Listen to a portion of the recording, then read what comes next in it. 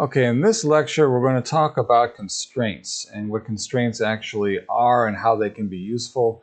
And we're going to do a little project which will demonstrate some of the features that you can have in constraints. And as I say, these are relatively new. I'm not really necessarily a master of them myself, but I will say that the potential is awesome. And like everything else in Lightwave, if you play with it, you will learn it. So this is our third bullet dynamics discussion. And we're going to talk about, once again, review the types of objects. You've got static bodies that don't move. You've got rigid bodies that move based on forces. You have parts bodies that explode or fall apart. You have deforming bodies that kind of bounce or wiggle, things like that. You have kinematic bodies that you can move and cause things to happen. And the types of forces that we talked about, gravity being one of them, force fields, collisions, wind, and so these are all different things that you can do, and constraints will kind of be another force that we're going to talk about. So that's what we're going to introduce here. So what a constraint is a relationship between two or more objects. It's objects that somehow form a relationship to other objects, and some of these can have some interesting consequences. So for example, a spring. If you have an object here and an object here, and you connect them with a spring, they're going to do like that. And on the same time, if you have a hinge, you could have an object here. It could form a hinge relationship, as if there is some sort of a guiding force that connects these two. And sliders, you can have something that slides like a clothesline or something like that. And a cone twist is kind of like a mixer. You know, it kind of goes around like a ball joint. And so these are all possibilities that I'd like to at least introduce to begin with. And these allow objects to behave in both predictable and unpredictable ways, and it can make all kinds of fun things happen. Okay, so we're going to start here with an empty object, and what I'd like to talk about is some basic forces. All right, so let's say we've got one of those little toys with little marbles in it. So the marble, you know, they're on the strings, and you pull one of them and it slaps one of them, and then the one on the other side goes out, click, click, click, click, click. And so that would be a very useful way of discussing how constraints actually work. And so we're going to make one of those real quick just to see if we can. And it's a little bit complicated, but not really all that much so. So first of all, we're going to start on one layer, and we're going to create a ball. And fortunately, we only have to do this once. And so we're going to put this ball here, and we're going to hit the numeric pad, and I'm going to establish the ball at 700 millimeters as a perfect sphere. And so that's the ball. And so I'm going to put this particular ball in the center, and I'm going to have it down a little bit. So, you know, down towards the floor. And so there we go.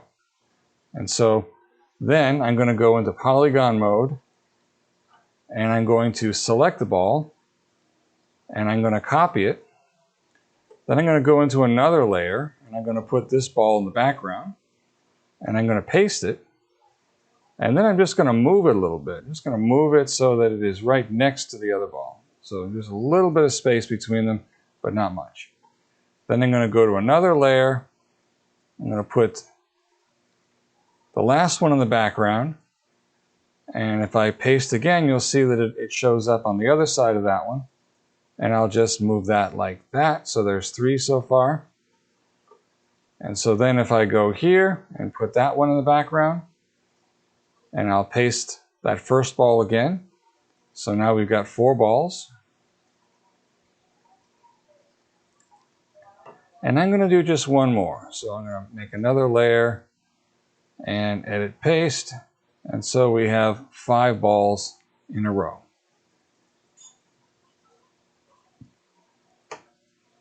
And just to make it a little easier, I'm going to turn on all these layers at once.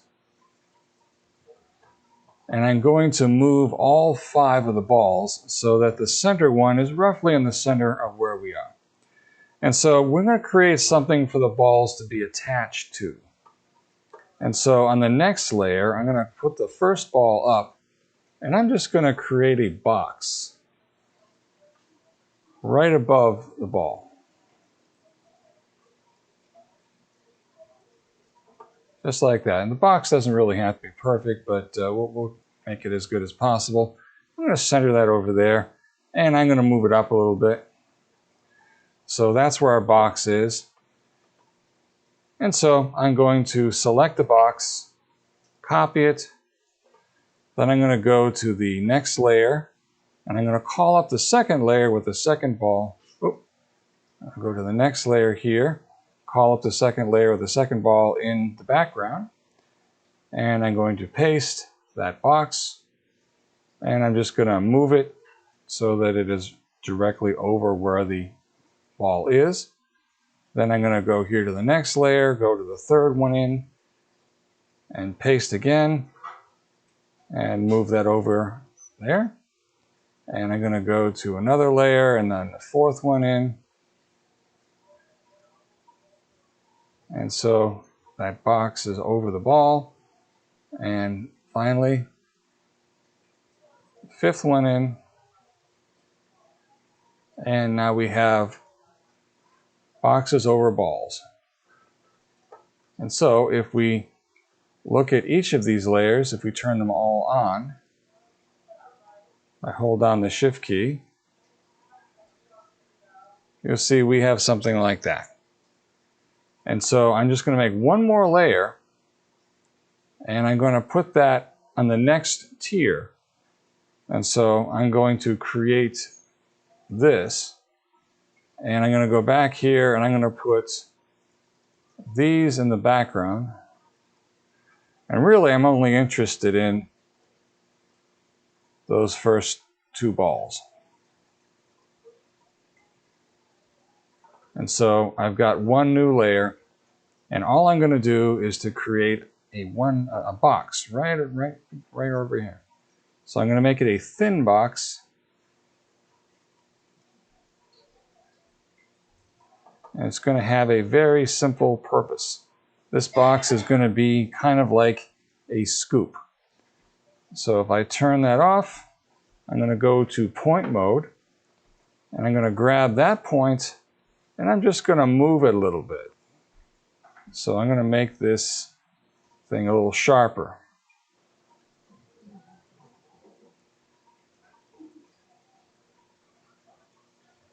So now we've got a kind of a wedge.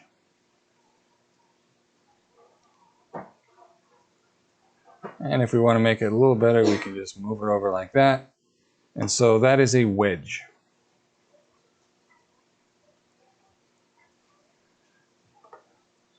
And so then I'm going to save this.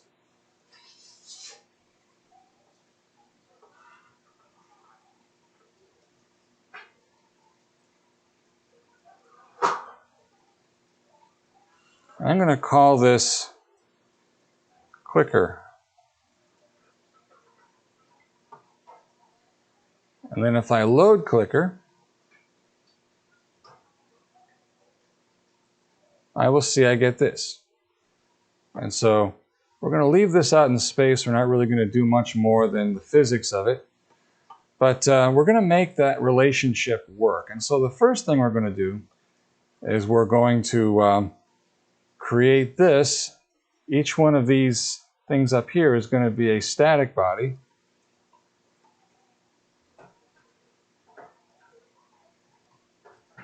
Which means that those will never fall. Now these are going to be rigid bodies, which means that they will fall if you give them the opportunity to.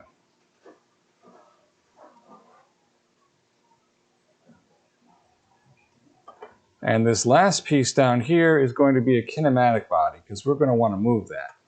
So immediately, if we start moving the pointer, you can see we get a very simple animation. Basically, the balls fall. So what I'm going to do now is introduce a constraint. So I'm going to click on this static body, and I'm going to hold down the Shift key and click on this rigid body. Then, under Effects Tools, I'm going to go to Constraints, and I'm going to call that a spring. Now immediately this thing looks like crap. So what you do is you move the spring in such a way that it's lined up the way you want. So you can even have it like that. So then, see what happens? So this object becomes a spring. Now just for the heck of it, if I were to create the same effect, so I go under constraints, I make another spring, and I set that up, I kind of like that. I'm going to move this light out of the way. And let's see if I can see. In this case, for some reason, and I don't fully understand why it does that, as they get closer to the center, they begin to make more sense. So that one's straight up and down, and another spring here, and that one we got to move a little bit.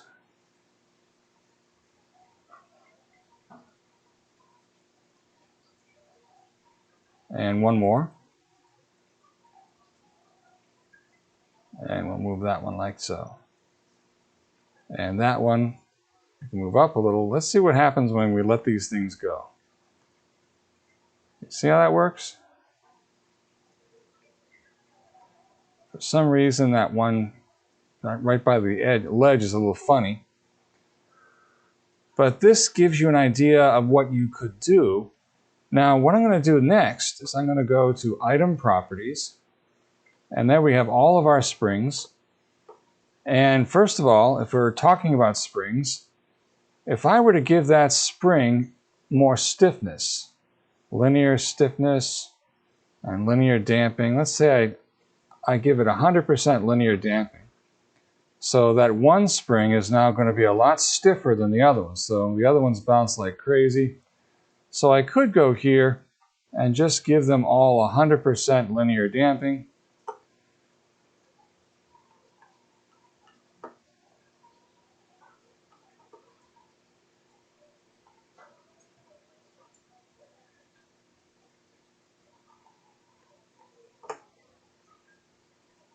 I'm going to see if I do this.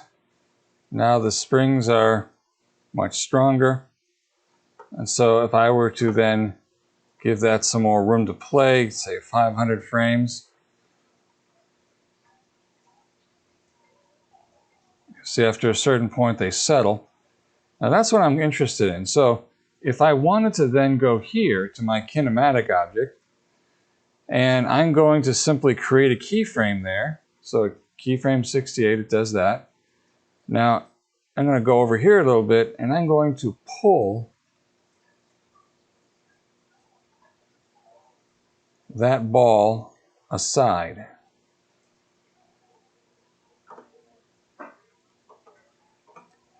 And wow, that went crazy. So instead of doing that, because apparently it gives it way too much force and it swings it all around that way, I'm going to, after a certain point, bring it downward so that relationship happens sooner. And you see it strikes all the other balls, which is not really what we wanted it to do. But the idea is it's a beginning. All right, so part of the problem is we're dealing with springs and not hinges. And so let's look at this a little differently. So if I go back to Item Properties, and I go to the springs and I change them into hinges, let's see what that does. And if we start at the beginning, we get that. And so this one I will change into a hinge as well. And that one as well.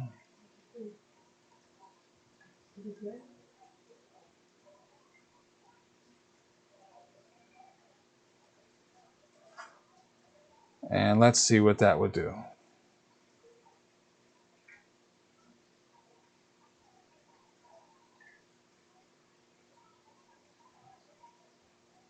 Closer. And we can also bring that hinge to the top. And this time it will be a lot more cooperative. Oh.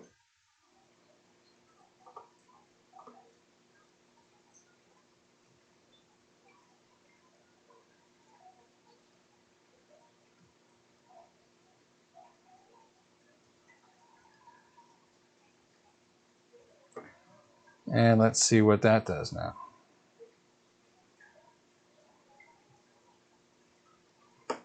Okay, so the other thing, if we go to one of these balls, and we've got a lot of friction and bounciness, I'm going to give it a little bit more weight. So I'm going to add a 0 there to the density. I'm going to do the same with that one. 0.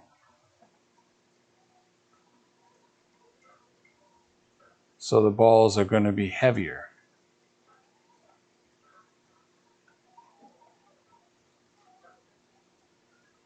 Let's see if that makes a difference. A little bit. Let's try one other thing. If we were to increase the bounciness, at least of the couple of these, let's just make them more bouncy, so around 60%.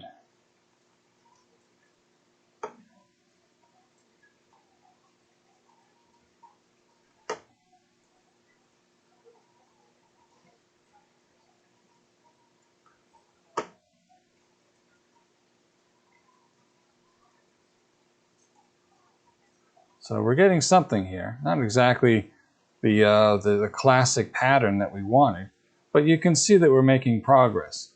And so in addition to hinges, we could also have sliders.